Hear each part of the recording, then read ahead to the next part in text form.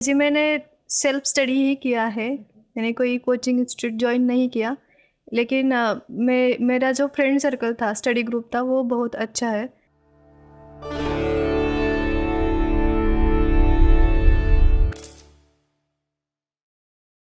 हमारे साथ है श्यामल भगत। इन्होंने यूपीएससी मेंस क्लियर किया है। आइए जानते हैं इनके बारे में और इनकी जर्नी कैसी रही उसके बारे में। हेलो। आपका ऑप्शनल सब्जेक्ट क्या था? आपने कब तैयारी शुरू करी उसके बारे में बताइए। मेरा ऑप्शनल एग्रीकल्चर है, क्योंकि मेरा ग्रेजुएशन भी एग्रीकल्चर में हुआ था 2021 में। तो मार्च 2022 में मैंने यूपीएससी का प्रिपरेशन स्टार्ट किया। और 2022 में पहला अटैम्प्ट दिया था, लेकिन प्रीलिम्स नहीं हुआ। तो इस साल मैंने प्रीलिम्स दे दिया था। वो ये मेरा सेकेंड अटैम्प्ट है और फर्स्ट इंटरव्यू है। तो ये आपका फर्स्ट इंटरव्यू है, सेकंड अटेम्प्ट है। सेकंड अटेम्प्ट जब आप कर रही हैं और फर्स्ट अटेम्प्ट में कौन सी गलतियां हुई हैं जिनको आपने इस बार कवर किया और आप इंटरव्यू तक पहुंची? फर्स्ट अटैम्प्ट में मैंने शुरुआत बहुत लेट की थी। मतलब मार्च 2022 में शुरू किया था एंड जून में एग्ज़ाम था।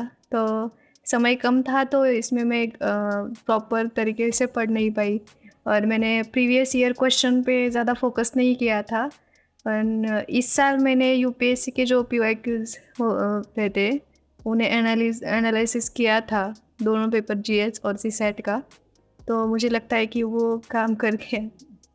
तो आपकी जीवन में आपको सबसे ज़्यादा इंस्पायर किसने किया उनके बारे में बताइए। मेरी माँ मेरा सबसे ज़्यादा मतलब इंस्पिरेशन है। अ, मेरी माँ मतलब पढ़ी लिखी तो नहीं है, लेकिन उन्होंने मुझे हर स्टेप पे मोटिवेट किया है। और वही मेरा मोटिवेशन है। उनका जो स्ट्रगल था, उसे देखकर ही मैंने, मतलब मुझे ये सिविल सर्विसेज का ड्रीम भी उन्होंने ही दिखाया था। क्योंकि बचपन में वो हमेशा कहती थी कि मेरी बेटी कलेक्टर बनेगी। तो just I decided that time कि सिविल सर्विसेज में जाना है। ओके, ठीक है। तो आपने जैसे आपका ऑप्शनल सब्जेक्ट एग्रीकल्चर है, बाकी आपने प्रीलिम्स की तैयारी आपने कहाँ से तैयारी करी है? आपने कोचिंग इंस्टीट्यूट भी अगर ज्वाइन किया उसके बारे में बताइए, और सेल्फ स्टडी का कितना योगदान रहा वो भी प्लीज़ बताइए। जी, मैंने सेल्फ स्टडी ही किया है। मैंने कोई कोचिंग इंस्टीट्यूट जॉइन नहीं किया। लेकिन मेरा जो फ्रेंड सर्कल था, स्टडी ग्रुप था, वो बहुत अच्छा है। मैंने महाराष्ट्र से ही तैयारी की है। और जो भी लोग थे मेरे साथ, वो मतलब बहुत ही अच्छे थे। उन्होंने काफ़ी मोटिवेट किया है। और मुझे ज़्यादा मतलब नॉलेज थी नहीं ज़्यादा, तो कम समय में मैं इतना कर पाई, क्योंकि उन लोगों की वजह से ही कर पाई हूँ। तो अगर आपने कोचिंग इंस्टीट्यूट नहीं लिया है तो कहा जाता है कि कोचिंग इंस्टीट्यूट एक गाइडेंस का काम करता है, तो आपके लिए वो गाइडेंस कौन था? और अगर कोई स्टूडेंट है, उसे कोचिंग इंस्टीट्यूट ज्वाइन करना है, तो कौन कौन सा क्राइटेरिया देखेगा उस कोचिंग में? कोचिंग इंस्टीट्यूट का रोल तो ये होता है कि हमें एक डायरेक्शन दिखाते हैं। और हमें वो एक कांस्टेंट फ्लो में मेंटेन करते हैं। क्योंकि अगर हम खुद से पढ़ रहे हैं तो मतलब अप्स एंड डाउन्स आते हैं। कभी कभी मतलब हम मेन स्ट्रीम से अलग कुछ बाहर निकल जाते हैं। तो वो, अगर आपको सही मेंटर मिल जाए, गाइड मिल जाए, तो आपको वो सही, मतलब सही डायरेक्शन में रखता है।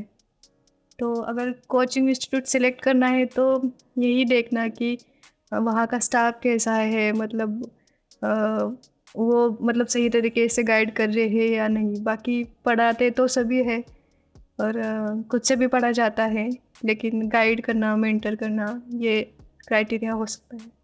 आपको क्या लगता है कि कोचिंग का कौन कैसा रोल प्ले होता है, और सेल्फ स्टडी उसमें किस तरीके से टैकल करती हैं चीज़ें?